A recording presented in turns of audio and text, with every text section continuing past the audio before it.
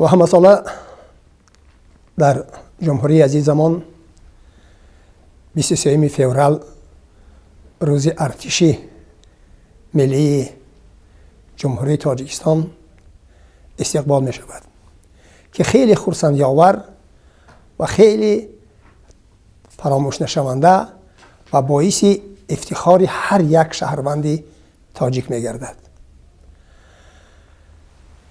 ارتش این نیروی توانای دولت و ملت است.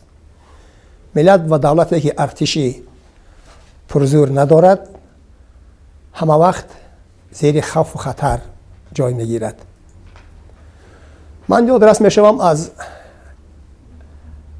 دوره های شوروی که بنده در همون زمان به صف قواهای حربی اتحاد شوروی دعوت شده بودم و خدمت اون سالها رو با این سالها اگر که مقایسه کنیم، در دوره شوروی خیلی سطحی خدمت به سامان می رسید و هر یک کسی که در خدمت بود می شمارید که امروز چند روز مانده است، پگاه کدام روز مانده است و کی آزاد می شود از صف قواهای مسلح و خانه برگردد. ولی امروز جوانای ما در صفهای قواهای مسلح تاجیکستان با یک افتخار، با یک خوشنودی، با یک خرسندی خدمت میکنند. آنها هیچگاه حساب نمیکنند که چند روز آمده است تا روزی مثلا که به خانه برگشتن. آنها می آموزند، تکنیکای حربی را از بر میکنند. آنها خودشان را آب و تاب میدهند، هم سلامتی خودشان را مستحکم میگردانند که این فرقیت خیلی کلانی داشت از اون سالهای شوروی که بنده خدمت کرده بودم. خب ارتش امروزه تاجیکستان ارتشی خیلی پرقوت است و پرقوت شده است.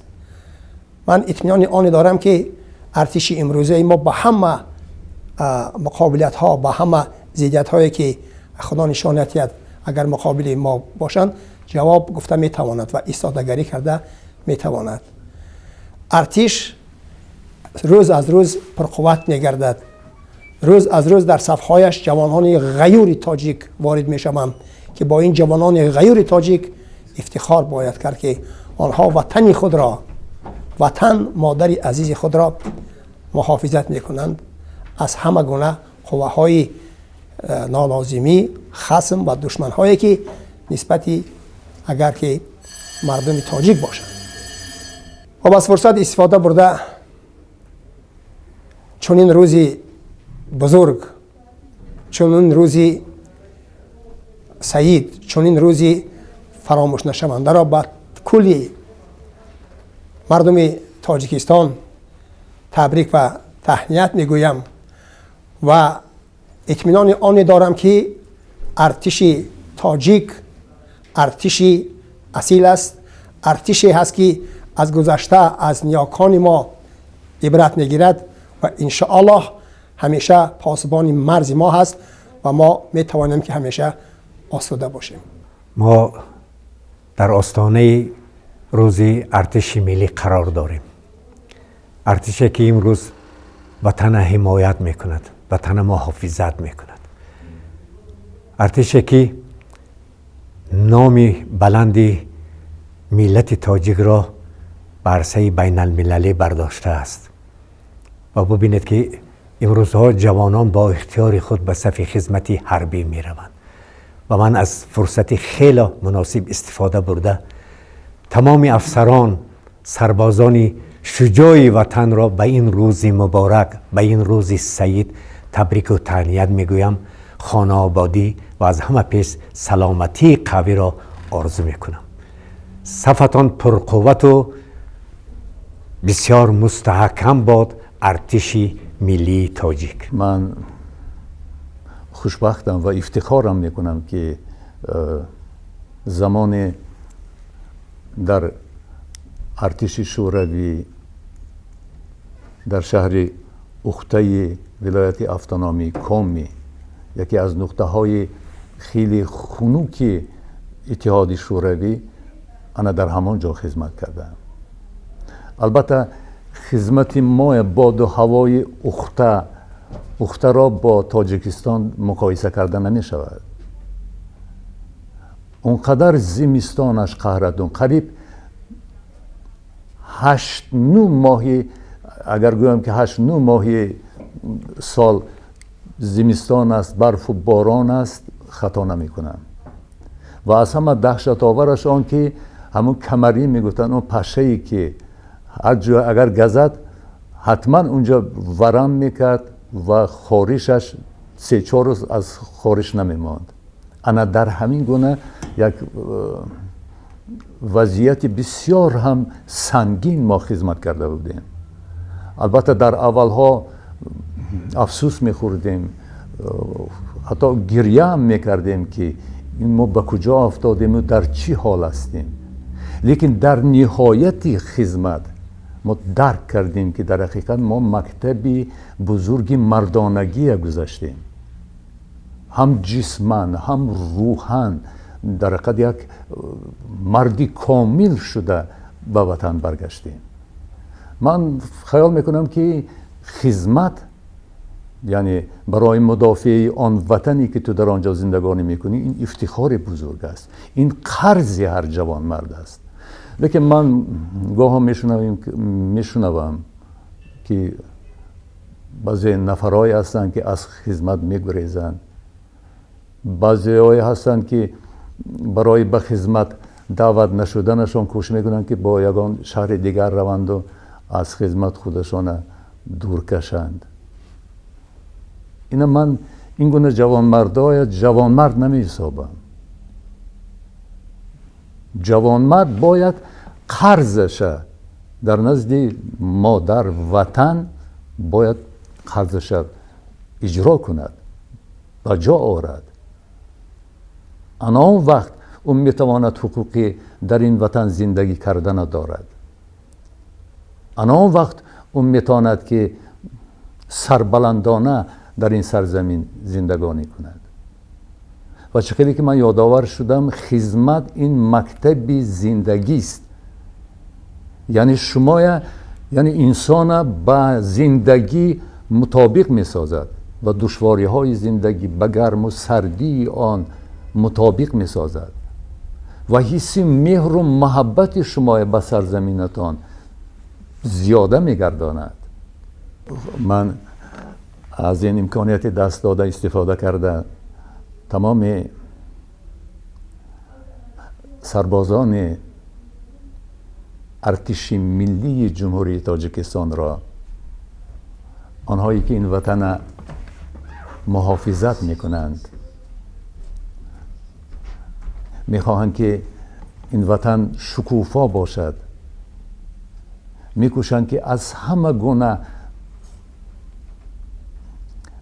گونه خوف و خطرهای بیرونه این وطن محافظت نمایند. همشان صمیمانه به روز عیدشان تبریک و مبارکباد میگویم. با آنها سلامتی، نیروی قوی، مهر و محبت بی اندازه نسبت وطن مادر آرزو میکنم. نگاه کن بدین لشکری نامدار، جوانان شایسته کارزار، ز بهر بر و بوم و پیوند خویش، زن و کودکی خرد و فرزند خویش، همه سر به سر تن به کشتن دهیم، از آن به که کشور به دشمن دهیم. 30مین سال تأسیس یابی ارتش ملی جمهوری تاجیکستان را به همتان مبارکباد میگویم. امروز در تمام جمهوری 30 سالگی تأسیس یابی قوای مسلح جمهوری تاجیکستان را تنتنوار در سطح بلند هم حربیان هم مردم تاجیکستان جشن گرفته شدند. به این مناسبت پیش از همه میخواستم سابقه داران قوای مسلح جمهوری تاجیکستان، همه خدمتچیان حربی، همه مردم تاجیکستان را صمیمانه تبریک گویم. قوای مسلح جمهوری تاجیکستان ما زاده استقلال است. از روزهای اولی صاحب مستقل شدن تاجیکستان با تشکیل آمو از سال 1993 بعد امضای قرار حکومت شورای عالی از 18 دکبر سال 1992 آغاز کرده بودیم. البته 5 ساله اول خیلی دشوار و خیلی حساس بود. هم جنگ شهروندی، هم ساختمان و ساختمان رو با تاسیس دادن جزء تام‌های علاوه مستقل تاثیر منفی خودش میرسونید. چه خاطره عجایب داره از دوره خدمت عسکری خود؟ عسکری ولی جوانی ده؟ بله، از دوره جوانی، از دوره جوانی خیلی من یک چیزی که من حاضر امروز واخری داشتیم با دانش آموزان دانشگاه ملی جمهوری تاجیکستان، یک واخری بسیار بخشیده به 30 سالگی قوه مسلح بود. در همین جا من تاکید کردم که من یک نفر سربچه از دهات هستم بودم، از دهات، از دهه سروی ناحیه اشت ولایت لنگاباد اون وقته ولایت سوخت به خواندن رفتم به مکتب عالی حربی، دانشگاه عالی حربی. نترسیدم. در آن سالها سالهای 70 از تاجیکان افسرها برای افسری شدن خواندن نمی رفتند. یکی از اولیناش رفتم خواندم. حتی تاکید اگر دیپلم نشان دهم باور نمیکنید گوس اگزم امتحان دولتی را 4 امتحان را با بهای اعلی سپردم. یک تاجیک که زبان روسی آنقدر نغز میدونستم. این خاطره عجایب است. لیکن نصیب بود از من رحمان میگه به همان استادانی که برای در آموزشگاه عالی حربی اتومبیلی فرماندهی شهر سمرقند تربیت کردن سال 74 78 تا رحمان میگویم که مرا تا این درجه تیار کردن که من تا هم وقت تا گنرالی رسیدم و دیگر استادان من کماندیران سرداران به آموزگار یعنی در هجا رفتیم. من خودم من سال بسیار همچون آموزگاری حربی گفتیم. در همه وقت در دوره سوویتی اگر قریب 20 سال خدمت کرده باشم، من بعد از سال 91 در آرمی خودمون 91 اومدم به تاجیکستان تا خدمت کرده ایستادم و تا اون قدری که میتونم خدمت میکنم. دیدافشین در آرمیمون نیست این خلقه در آرمی سوویتی من میدونم. از همه باور کنید در یک روته که من کماندیر روته اتومبیلی بودم در بلاروس یا در مغولستان قریب یک 18 ناسیونالیست بود. ملت‌ها اگر پرستاد کنید سیگان هم بود، ارمنی هم بود، گروزین هم بود، قزاق هم بود، آذربایجان هم بود، روس هم، اوکراین هم بود، پریبالتیکا بودند. از پریبالتیکا خیلی بعضا میشد نفهمی‌ها. لیکن دیدافشین این معنی دیگر دارد. دیدافشین دیگه فهمیدند که دیدافشین معنیش اینه که سربازی که 1 سال خدمت کرده است با سربازی که نو اومد و حرکت که تیزر آن یاد گیرد. برای اون طلا میکنم. برای چی تو دیر خستی؟ برای چی تو یروق نمیداری؟ بیا من نشون دیم. این یگان مستفیدی در آرمی بودگی نیست است. این معنیش همین که در این همین خیلی استثنا باید باشه. سربازی که بسیارتر خدمت کرده است دانش و ملکه دارد و با اون جواب چه که تیزر و مستقل شود در پهلوی این باشد، این بعد جواب شده به خونه‌اش با سری بلند رود. من بار دیگر همه خدمتچیان حربی تمام مردم جمهوری تاجیکستان را با مناسبت 30 سالگی تأسیس یابی قوای مسلحه جمهوری تاجیکستان تبریک میگویم. موفق به هر یکی شما سابقه داران ما با جوانان یک جای باید باشیم. دستگیری کنیم ما را در همه سطح در همه ساحه. زنده باد تاجیکستان، زنده باد قوای مسلحه جمهوری تاجیکستان. برای من افتخار است که من 3 سال در صف قوای مسلحه آن زمان وطن یگانه‌مان اتحاد شوروی خدمت کردم و خدمت من در کشتی صورت گرفته است و من 3 سال در کشتی خدمت کردم. خدمت از آن جهت برای من خاطرمان است که پیش از همه خدمت برای من مکتب مردانگی بود، مکتب تربیه بود و همچنین از آن خاطرمان است که من اولین دانشجویی بودم که در کشتی خدمت کردم.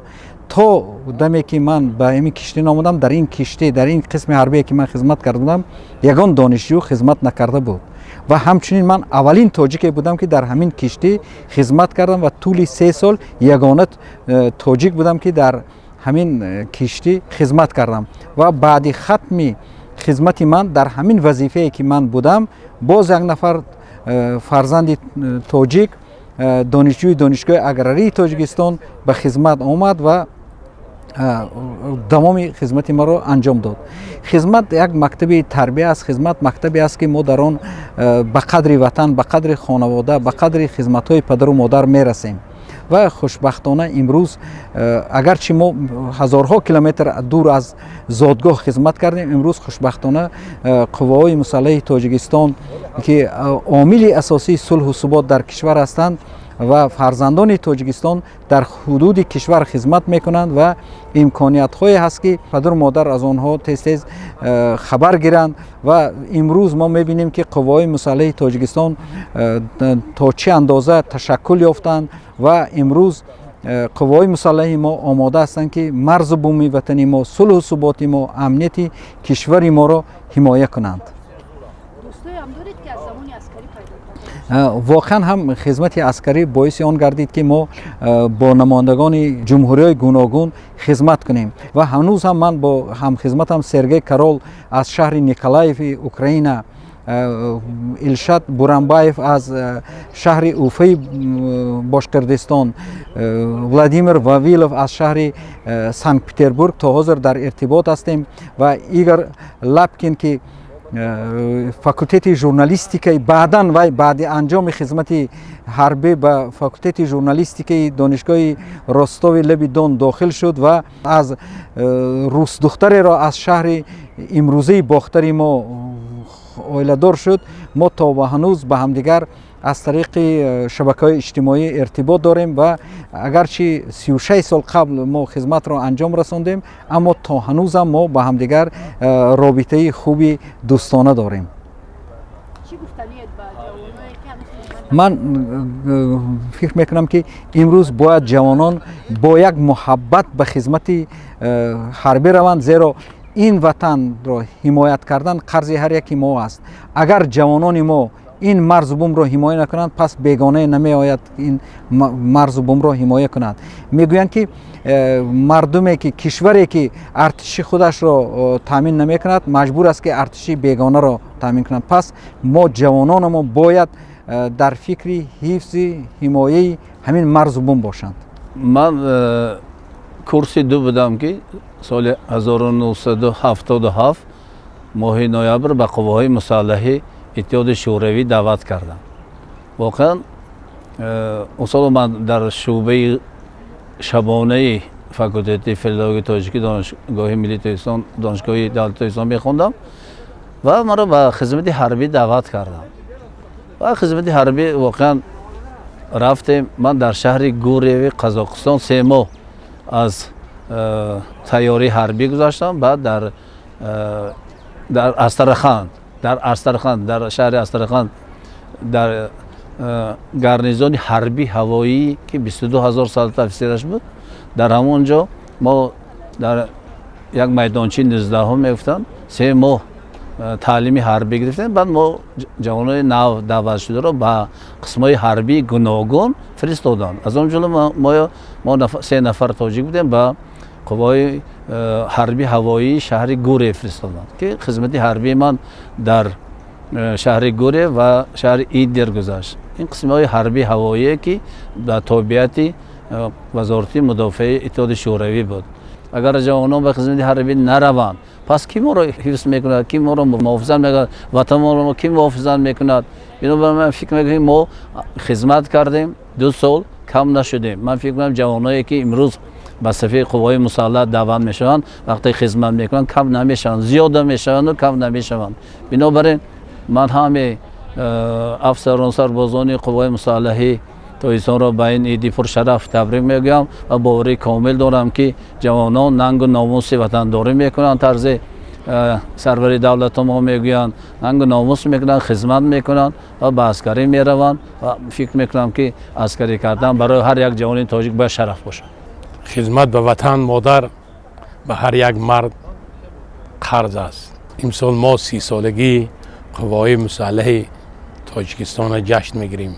30 سال شد، 30 ساله که مردم تاجیک قوای مسلح از صفر سر کردن و امروز قوای مسلح تاجیکستان برای حمایت وطن مادر همه وقت تیار است و شرایط ها خوب هستند.